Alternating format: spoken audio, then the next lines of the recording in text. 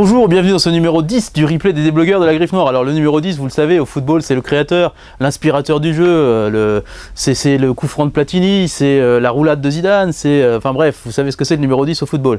Et bien espérons que le numéro 10 de ces replays des déblogueurs sera aussi fabuleux qu'un coup franc de Platini dans la lucarne. Alors aujourd'hui, on a essayé de vous faire une belle sélection justement avec Jean qui vous parlera d'une BD qu'il a adoré, qui s'appelle L'Ordre de Cicéron, qui a 4 tomes et dont le coffret vient de sortir. Il y a Gérard qui vous expliquera, et croyez-moi c'est un secret de fabrication, comment il découvre les pépites qu'il vous conseille ensuite. Elle lui tombe sur la tête, enfin vous verrez, c'est assez marrant. Et puis sinon Arnaud Le Guilcher, l'auteur d'En moins bien qu'on connaît bien ici à la Griffe Noire, sera notre invité dans ce numéro 10 des déblogueurs. Alors voilà, je vous avais promis un secret de fabrication, et ben c'est ça. Gérard a pris ce livre, 33 minutes 33 secondes chez Liana Levy, de Ezi Edugyan sur la tête. Il l'avait oublié dans un placard poussiéreux. Il l'a pris sur la tête, ça lui a fait une cicatrice. Et il a lu ce livre, et il a adoré ce livre. C'est un moment sublime, une histoire d'amitié, une histoire de musique, enfin tout, il y a tout dans ce bouquin. Il a adoré ce livre, et finalement, vous voyez, la vie de libraire, c'est aussi des livres qui nous tombent sur la tête et qu'on adore. Vous voyez un livre, quand on dit ouais, les libraires, ils ont le fluide, ils sont intelligents, ils ont le ton de choisir dans des milliers de livres, et puis ils tombent sur le bon livre parce qu'ils sont, voilà, ils ont le talent, sont des, voilà. Ben, je vais vous raconter l'histoire d'un livre que j'ai alors adoré, mais vraiment un truc qui m'est vraiment, j'allais dire, tombé sur la tête. Et ben c'est exactement ça. Ce bouquin, c'est très simple, hein, je rangeais des étagères et tout d'un coup je me prends un livre, mais sur la tête, vous voyez, j'en ai encore le stigmate, là, ça ne se ferme pas. J'ai pris le bouquin, je veux dire, comme un bouquin peut se transformer en ennemi, il a valdingué à travers la boutique. Et puis je me suis dit, bon, bah, faut peut-être, avant de le mettre à la poubelle, on va peut-être regarder la bête hein, qui m'a... Et ça s'appelait 3 minutes et 33 secondes aux éditions Liana Levy. On est à Berlin et à Paris, pendant les nazis, et après les nazis à notre époque. Hein. Ça se passe dans le milieu du jazz. En fait, l'histoire des Noirs sous l'occupation nazie, vous en avez trois jazzman qui étaient vraiment absolument célèbres à l'époque avant Hitler. Ils sont à Berlin, il arrive un événement où ils se bagarrent contre les nazis parce que les nazis se rendent compte, il y avait qui se baladent dans la rue, ils se voient qu'il y a quand même 2 Noirs là-dedans, ils vont se tabasser et ils maltraitent tellement un nazi qu'il faut qu'ils se tirent. Ils vont se retrouver à Paris. Et là, à Paris...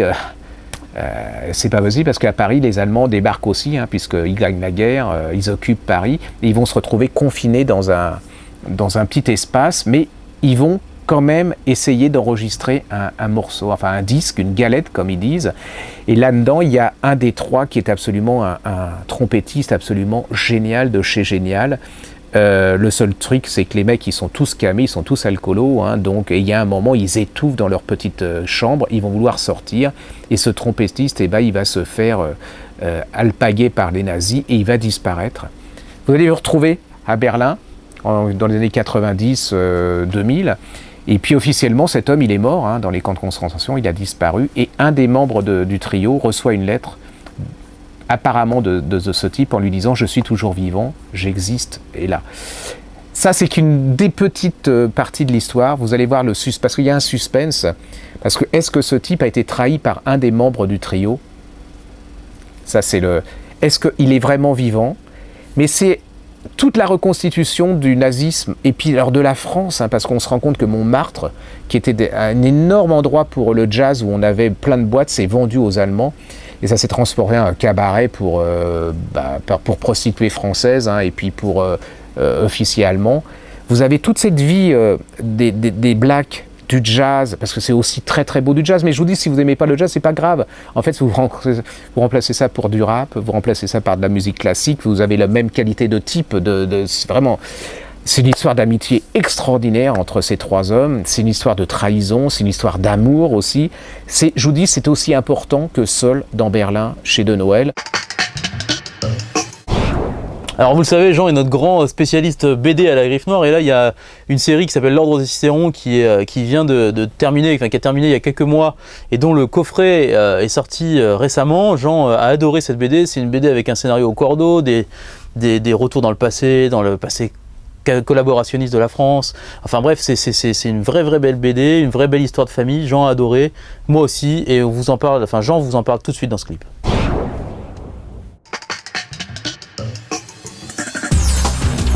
Alors là, ce n'est pas une intégrale, mais c'est les 4 albums qui étaient parus originellement qui sont réédités sous forme de coffret. Donc là, ce n'est pas à proprement dire une intégrale, mais j'en parle parce que L'Ordre de Cicéron, c'était une de mes séries préférées et qui alliait à la fois l'histoire, le policier, et en même temps on repassait dans l'occupation en France dans les années 40, et ça se passe en même temps de nos jours. Et pour une fois, ce qui est assez rare dans la BD, je n'ai pas d'autres souvenirs comme ça qui me viennent, c'est que le héros était un avocat, donc qui travaillait dans sa cabinet d'avocat avec des histoires qui se sont passées pendant l'occupation, avec des clients qui essayent de rechercher des choses.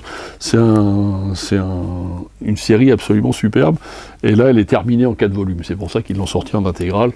Généralement, quand ils sortent d'abord un coffret avec les 4 volumes, après ils nous refont une intégrale quelques années après, complète. Alors Arnaud Le Guilcher, vous le connaissez bien, c'est en moins bien, c'est cet humour décapant, cette façon de croquer la réalité, de croquer le monde actuel. Et nous, on adore, ça nous fait rire. Il est venu plusieurs fois au Salon du Poche. Et il est aujourd'hui notre invité dans le numéro 10 des blogueurs de la Griffe Noire. Lui, c'est vraiment le Zidane de la petite blague.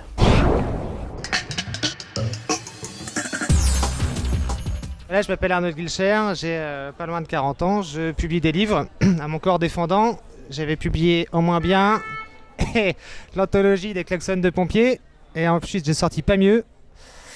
Et là, je sors Pile entre deux. Alors, Pile entre deux n'est pas la suite de En moins bien et de Pas mieux. Voilà, ça c'était déjà pour planter le décor.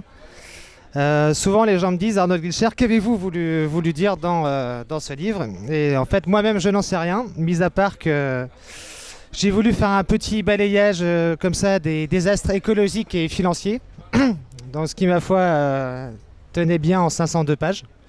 402 pages, je suis déçu. Donc voilà, ça parle d'un garçon qui se fait prendre par erreur dans une rafle destinée à décapiter le système financier international.